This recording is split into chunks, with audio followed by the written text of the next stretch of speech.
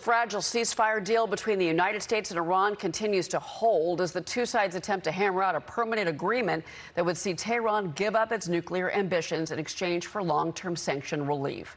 Joining me now is Fox News senior strategic analyst, retired four-star General Jack Keane. General, good morning. And there are reports of continued activity at an underground nuclear site. It's known as Pickaxe Mountain.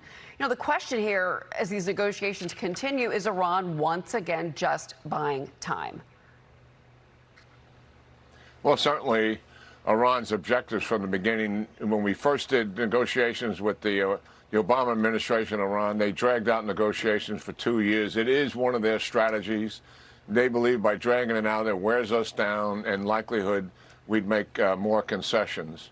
The reality is the Trump administration has gone into this with their eyes wide open. We're obviously in a major diplomatic phase here, and it will likely take some time. I suspect it'll go past the 60-day deadline that we currently have. But we have lots of leverage here. You mentioned part of it, holding back financing based on their achieving the goals of the clearly of the negotiation. And I think the goals are really threefold. You mentioned one, ending their nuclear enterprise for sure. Restriction on ballistic missiles and support for proxies are the other two. I do think that the leverage we have with money, with also limited attacks and return to multi-combat operations, certainly has some impact on them. But it's also important, Cheryl, to recognize this from Iran's perspective. And what are they thinking? And it's likely the following. When they shut down the Straits of Hormuz, it stopped the war and it began a diplomatic phase. In their minds, that is a major accomplishment. Number two, achieving the Straits of Hormuz shutdown gives them leverage in the region. This is what they think, geopolitically over other Gulf states, in the sense that right now they're still imposing some level of control, and two, they can threaten to shut it down at any time. That gives them, in their minds, that kind of geopolitical leverage going forward. I think they think it quite on the same as a nuclear weapon, in a sense, because it gives them a capability for deterrence and huge geopolitical blackmail, much as a nuclear weapon would do as well. So that's a major event for them, and we can't underestimate it. And they will use the Straits of Hormuz in the negotiations as their leverage and play it to their advantage to try to get as much concessions from the administration as possible. I think our negotiators understand everything I just said. And certainly going forward here is going to be some very tough, challenging negotiations dealing with the Iranians. We have significant leverage, but they believe they do as well. I think it's interesting that you say that you think these negotiations are going to go past the 60-day mark simply because Iran warned just last week that any commercial vessel failing to follow routes approved by Tehran through the strait would face a, quote, forceful response. The Wall Street Journal has reported in the past that the president has weighed restarting the war with Iran. I mean, what is the red line here, General, between the United States and Iran? What is the red line for the president where he says enough is enough? Well, certainly the Straits of Hormuz would likely be the reality of it. I mean, certainly if Iran does any major attack, that certainly would put us back into major combat operations.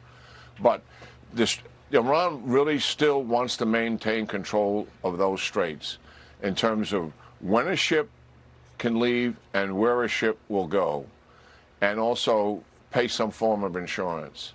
We have got to stop that, and if they continue to attack shipping that doesn't abide by the rules that they're trying to impose, that would likely, over time, bring us back into, I think, a graduated step. Limited attacks, possibly reimpose the naval blockade, possibly forcefully take control of the straits, and of course the other major event would be just full-out return to major combat operations out of frustration that Iran is never going to make a deal that's consequential and meeting the objectives of the Trump administration. But, General, they have been attacking our allies, in particular Bahrain, and we've got a major military base there. There's also been reports that there are those in the Pentagon that are weighing whether or not we need to have that base of operations, because you have U.S. military personnel that continue to be at risk, American lives at risk. Also, you have the Secretary of State in the region meeting with our allies. I mean, those attacks against our allies, if those continue, how much can the president take? Well, certainly, if that continues, we'll be on a path to return to major combat operations. There's no doubt in my mind about that. As to the bases itself, certainly, as a result of the war with Iran, the United States is reassessing where its bases are in the region. And likely we'll see some movement of a base or a couple of bases in the region, most notably likely move an air base into southern Israel, where you have at least 1,000-mile standoff from an Iranian regime going forward. So, yeah, that's an important assessment, something we've learned from the war, something we always were aware of. If we ever got into a conflict with Iran, we knew our base structures would be vulnerable, certainly. That reassessment is much needed, and we'll likely see some action as a result of it. We'll see if this diplomatic phase can hold. As you're pointing out quite accurately, it already has had some intrusions in it, and we've already seen the president is not reluctant to use military force to put Iran back into the negotiating table and abide by the terms of the agreement. I suspect Iran will continue to violate the terms of the agreement, and that may indeed escalate us back into combat operations. Well, this next week, obviously they're having this large-scale funeral for Khamenei. His oldest son so far has still not been seen. 3 other sons have surfaced, if you will. Do you think in the next 7 days that Iran stays quiet because of the burial of Khamenei, or do you think that there could be more attacks that we should be waiting for this week? Well, Iran's unpredictable when it comes to something like this. I suspect no attacks. Certainly what they're doing here, they've started it on July 4th. I don't believe that was by accident. I think they chose that date knowing what has happened in the United States of America in our 250th celebration. I think they have 2 things they're trying to achieve with a 5-day, 6-day funeral celebration, so to speak, honoring the life of their supreme leader. And that is one, to their domestic audience. You saw them put the stooges in the streets, tens of thousands, if not hundreds of thousands. They can do that to celebrate this and honor Khamenei's life. They're 85, 90% of the population fundamentally opposed to the Iranian regime.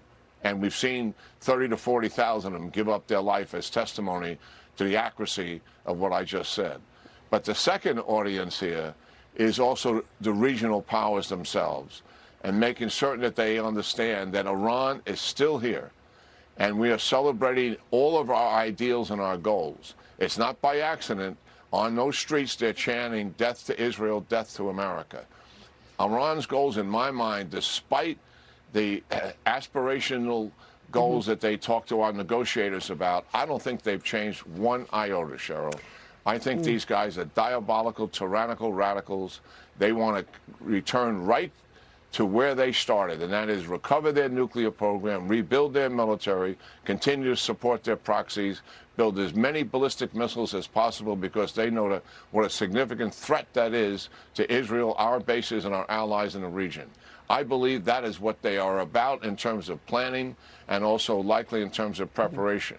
If they begin to execute something like that, obviously we're going to intervene. If I'm wrong there, then they'll cut a deal with this administration and meet the objectives that the President Trump has put down. General, I think that the likelihood of achieving that is pretty slim. Well, and again, talking about that base in Israel and the negotiations, so much coming from you this morning that's so important to the coming week as well. General Jack Keane, thank you so much for being with us this morning. We appreciate it. Be sure to like and subscribe for all the Fox News latest on YouTube, and catch full shows streaming now on Fox One.